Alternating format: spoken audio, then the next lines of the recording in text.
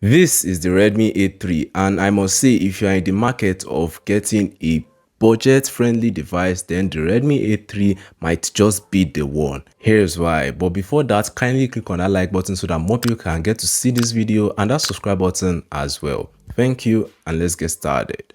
Kicking things off, the Redmi A3 starts at a price of 98,000 naira for the base 3GB of RAM and 64GB of storage model, and it can get as high as 116,000 naira for the 4GB of RAM and 128GB of storage model, which I will advise you to get instead. Unboxing the Redmi A3, you get all the necessary accessories minus a TPU case and earphones. I mean, this is typical of Redmi phones. That said, the design of the Redmi A3 looks really good. I mean, the rear design looks pretty, especially the camera layout. More on the camera later. At the sides, we get a side-mounted fingerprint scanner that doubles as a power button, a headphone jack on top, a dual 4G SIM card and SD card tray, and then the mono speaker setup and a USB Type-C charging port at the bottom. You know, pretty much all the standard stuff. Sadly, there is no IR blaster, which would have been nice, but hey, the Redmi A3 is meant to be an entry-level device. Moving on to the display, the Redmi A3 features a 6.71-inch IPS LCD display with a resolution of 720 by 1650 pixels and support for 90Hz refresh rates.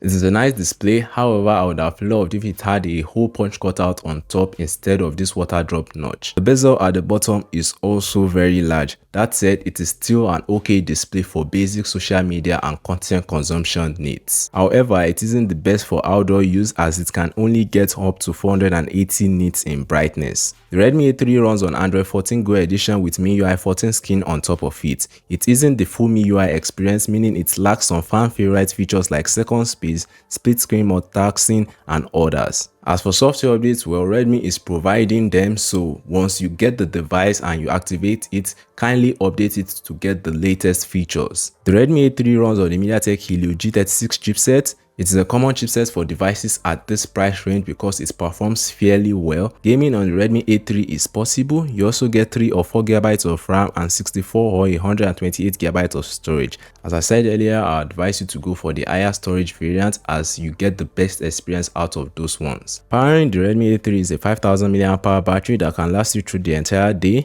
It's capable of 10 watts charging, so 0 to 100% in about 3 hours. At the rear of the Redmi A3, we get a dual camera setup which consists of a 50 megapixel main and a 0.8 megapixel depth camera. With enough light, the photos come out okay, and you can also shoot videos up to 1080p 30 frames per second. The selfie camera is 5 megapixels and it can also shoot videos at 1080p 30 frames per second. You see, with these entry-level devices, you shouldn't really expect much from the camera. In terms of performance, they are satisfactory at best. At the end of the day, is the Redmi A3 worth buying? Well, I'll say yes, but then again, it is not meant for everyone. Only those this device is meant for will truly enjoy and appreciate it. If you want something more powerful, but you are still on a budget, then going for the Redmi 13C might be a better option. I made a video on it, link to it in the iCard above. But here, let me know your own thoughts on the Redmi A3 in the comment section below. Thanks for watching and catch you guys in the next one.